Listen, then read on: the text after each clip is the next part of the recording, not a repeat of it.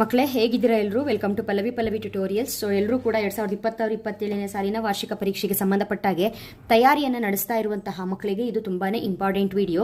2026-27ನೇ ಸಾಲಿನ ವಾರ್ಷಿಕ ಪರೀಕ್ಷೆಗೆ ಸಂಬಂಧಪಟ್ಟಾಗೆ ಪ್ರಥಮ PUC ಇತಿಹಾಸ ವಿಷಯದಲ್ಲಿ ಯಾವ ರೀತಿಯಾಗಿ ನೀವು ಓದ್ಕೊಳ್ಬೇಕು, ಪ್ರತಿಯೊಂದು ಅಧ್ಯಾಯದಲ್ಲೂ ಬರುವಂತಹ ಪ್ರಶ್ನೆಗಳು ಯಾವ ರೀತಿಯಾಗಿ ಬರುತ್ತೆ, ಯಾವ ಅಧ್ಯಾಯದಲ್ಲಿ 5 ಅಂಕದ ಪ್ರಶ್ನೆಗಳು 10 ಅಂಕದ ಪ್ರಶ್ನೆಗಳನ್ನ ಕೇಳ್ತಾರೆ ಅನ್ನೋದ್ರ ಬಗ್ಗೆ ಡೀಟೇಲ್ ಆಗಿ ಮಾಹಿತಿಯನ್ನು ನಾನು ಒಂದೊಂದೇ ವಿಡಿಯೋದಲ್ಲಿ ಶೇರ್ ಮಾಡ್ತಾ ಇದ್ದೀನಿ.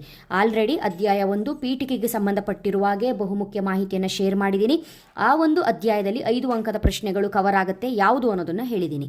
ನೆಕ್ಸ್ಟ್ 2ನೇ ಅಧ್ಯಾಯ ಮಾನವನ ವಿಕಸನದ ಕತೆ ಅಂತ ಬಂದ್ರೆ ಅದರಲ್ಲಿ 10 ಅಂಕದ ಒಂದೇ ಒಂದು ಪ್ರಶ್ನೆ ಇದೆ, ಅದು ಯಾವುದು ಇಂಪಾರ್ಟೆಂಟ್ ಅಂತ ಹೇಳೋದ್ರ ಜೊತೆಗೆ ಉಳಿದ ಎಲ್ಲ ಬಹು ಆಯ್ಕೆ ಪ್ರಶ್ನೆ, ಬಿಟ್ಟ ಸ್ಥಳ, ಹೊಂದಿಸಿ ಬರೀರಿ ಈ ಪ್ರಶ್ನೆಗಳನ್ನ ಹೇಳಿದ್ದೀನಿ.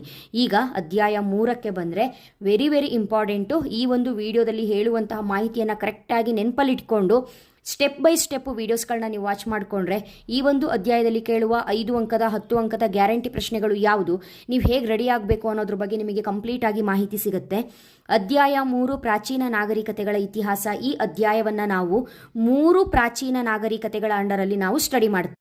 ಅಂದರೆ ಈ ಒಂದು ಅಧ್ಯಾಯದಲ್ಲಿ ನಾವು ಓದುವಂಥದ್ದು 3 ನಾಗರಿಕತೆಗಳು.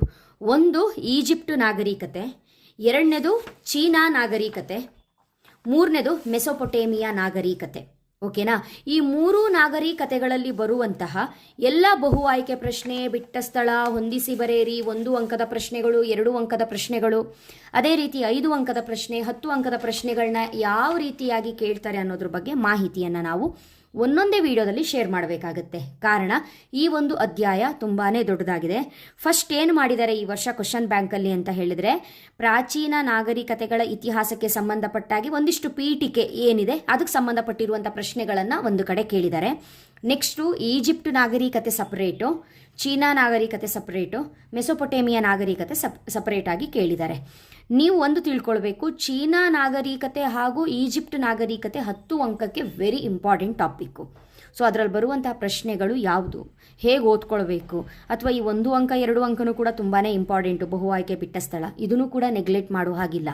ಹಾಗಾಗಿ ಇವಾಗ ಆಲ್ರೆಡಿ ಈ ವರ್ಷದ ಟೀಚಿಂಗ್ ರೆಫರೆನ್ಸ್ ಅಂತ ಹೇಳ್ಕೊಂಡು ನಿಮಗೆ ನಾನು ಆಲ್ರೆಡಿ 2 ವಿಡಿಯೋನ ಅಪ್ಲೋಡ್ ಮಾಡಿದ್ದೀನಿ, ಪೀಠಿಕೆ ಮತ್ತು ಮಾನವನ ವಿಕಸನದ ಕತೆ.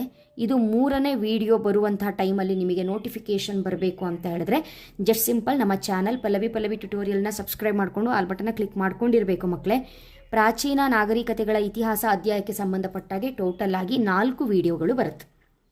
ಒಂದು ಅದಕ್ಕೆ ಸಂಬಂಧಪಟ್ಟಾಗೆ ಇಂಟ್ರೊಡಕ್ಷನ್ನು ಪೀಠಿಕೆ, 2ನೇ ವಿಡಿಯೋ ಈಜಿಪ್ಟ್, 3ನೇದು ಚೀನಾ ನಾಗರಿಕತೆ, ನೆಕ್ಸ್ಟ್ ಮೆಸೊಪೊಟೇಮಿಯಾ. ಓಕೆನಾ?